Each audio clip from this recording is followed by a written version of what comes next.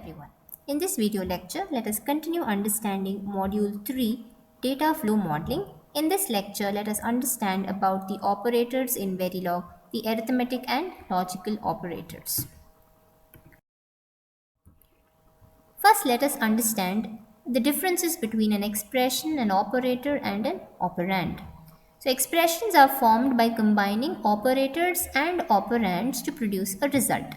So let's see some examples. So the first example here is A XOR B. A and B are the operands, so they are the numbers on which we operate, and this is the operator, the XOR. So we are combining the operand and the operator, so this is an expression. A XOR B is an expression. Similarly, ADDR1 20 is to 17 plus ADDR2 20 is to 17. These two are the operands and plus is the operator. When we combine the operand and the operator, this is an expression. Similarly, in1 or with in2. Operands are the numbers, the variables on which we perform the operation. These operands can be constants, they can be integers, real numbers, they can be a wire, they can be register, time, bit select, a part of select of a vector, or they can be function calls. And the operators are the ones which act on the operator to produce the desired results. So for example, D1 and D2. So we have D1 and D2 as the operands. This and that is the logical and this is an operator, and this entire thing is an expression. Similarly, not of A of 0. So this is the operator, the not symbol. A of 0, this is a bit select of a vector. So this is the operand. B, right shift by 1. So B and 1 are the operands and this is the operator. Let us see the various operator types in Verilog. So we have the arithmetic operators, logical operators, relational operators, equality operators, bitwise operators, reduction operators, shift operators, concatenation and replication operators, and the conditional operators. So we will look into each one of them with an example. So in Verilog, this session we are going to understand the arithmetic and the logical operators. So these are the arithmetic operators and the logical operators in Verilog. So this is the name of the operation being performed. So multiply, divide, add, subtract and modulus. Logical negation, logical and logical OR. So when we mention 2 ampersand and 2 OR, they are logical and logical OR. And the number of operands needed are all 2 except for the not, the negation, where you need only one operator. Let us understand the arithmetic operators. So in Verilog, we have two types of arithmetic operators, namely the binary and the unary. So binary operators require two operands. So the binary operators, arithmetic operators in Verilog are the multiply, the divide, add, subtract and the modulus. So these are the 5 operators along with your symbols for the binary operators. Some of the rules we need to remember while applying these operators are: if any one variable or an operand has an unknown value in it, then the result will also be unknown. For example, if we say 1 plus x, x is unknown. So x can be a 0 or a 1. So accordingly the result changes. So that's why if there is any x in the given input number, then the final answer would be an x. The division operator truncates any fractional part. So if we get something like 2.5, the 0.5 fractional part is truncated. The final answer will be only the 2. And the modulus operator, the percentage symbol here, is the remainder operator, and after the division, that is when we divide the numerator by the denominator, the remainder obtained is given by the modulus operator. Modulus operator always takes the sign of the first operator. That is, if we write A percentage B, the sign of A is the final result of the modulus operator. So these rules have to be remembered when we are calculating the different values using these operators. Let us see the examples of arithmetic operators. Let us assume we have taken A as a 4-bit binary number 0101, B as another 4-bit binary number 0100.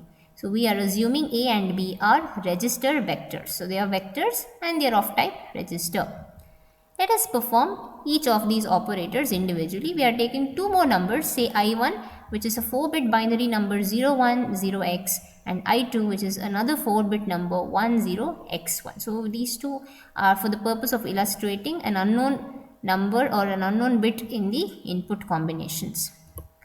So let's perform the first task, A into B. So we have A as 0101, which is 5, B is 01004. 5 into 4 is 20.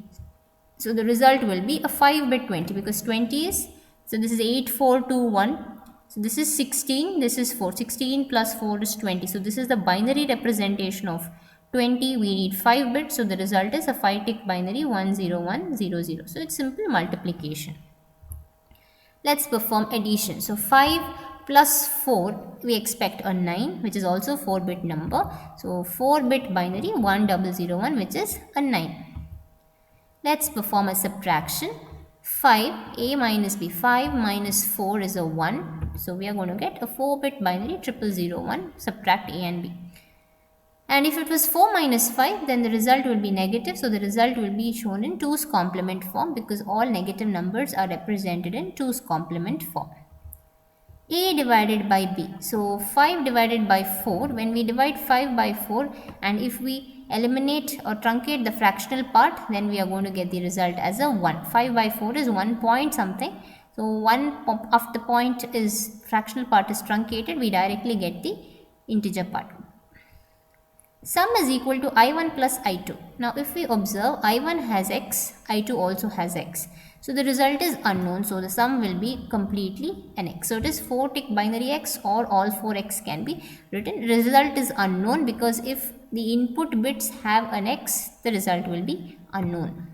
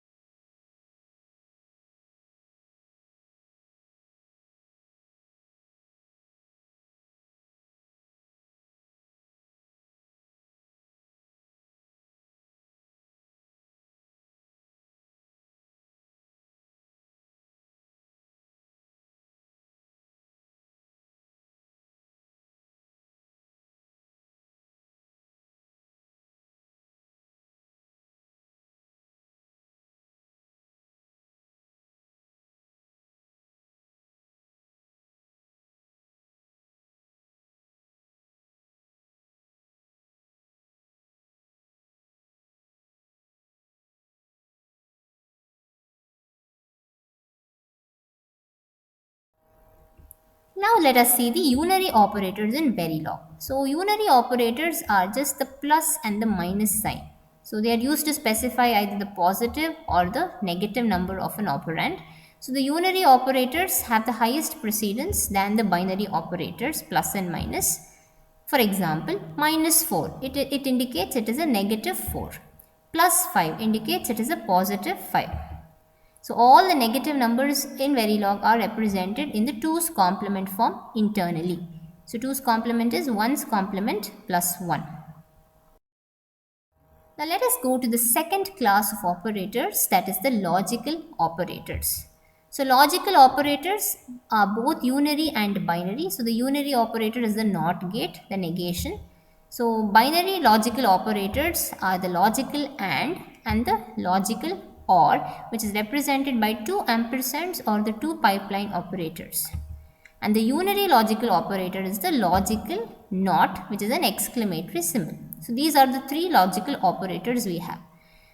First of all, the name logical tells you whether the result is true or false. So logical operators basically gives us a true or a false output or an unknown value. So it just gives us 1-bit output. So even though the input variables may be n-bit numbers, then final result will always be a single bit 0 indicating false, or a single bit 1 indicating true, or a single bit x indicating an unknown.